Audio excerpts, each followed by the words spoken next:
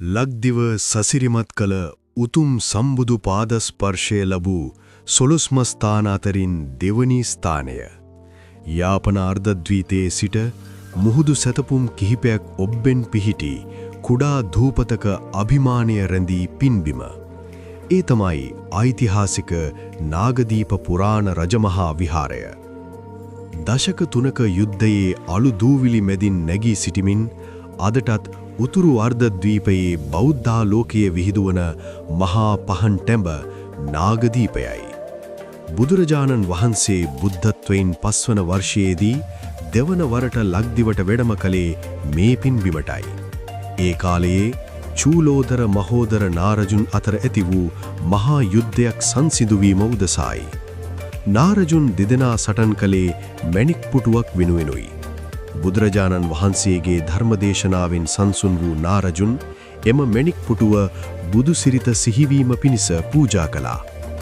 වංශකතාවලට අනුව වර්තමානයේ අප දකින නාගදීප සෑය ඉදිකර තිබින්නේ එම මැණික් පුටුව තැන්පත් කරලයි.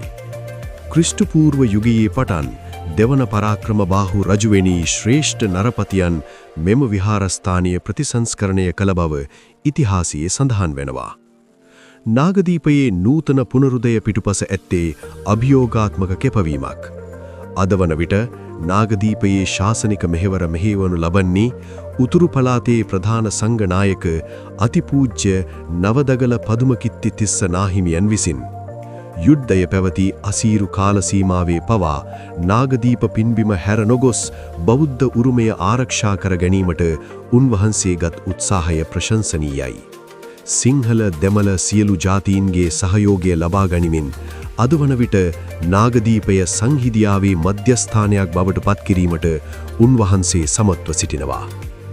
විශේෂයෙන්ම අද දවස නාගදීප පින්බිමට මෙන්ම මුළු මහත් බෞද්ධ ජනතාවටම ඊතා සුවිශේෂී දිනයක්.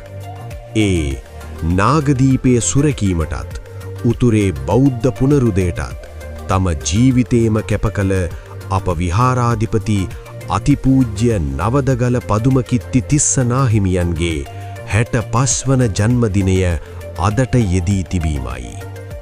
වසර ගණනාවක් පුරා උන්වහන්සේ සිදු කළ ඒ අසම සම ශාසනික සහ සමාජීය මෙහෙවර තව තවත් ශක්තිමත්ව ඉදිරියටම කරගෙන යාම සඳහා නාගදීප සෑරදුන්ගේත් තෙරුවන්ගේත් ආශිර්වාදයෙන් අප නාහිමියන්ට නිදුක් නිරෝගී සුවය සහ දීර්ඝායුෂ ප්‍රාර්ථනා කර සිටිමු.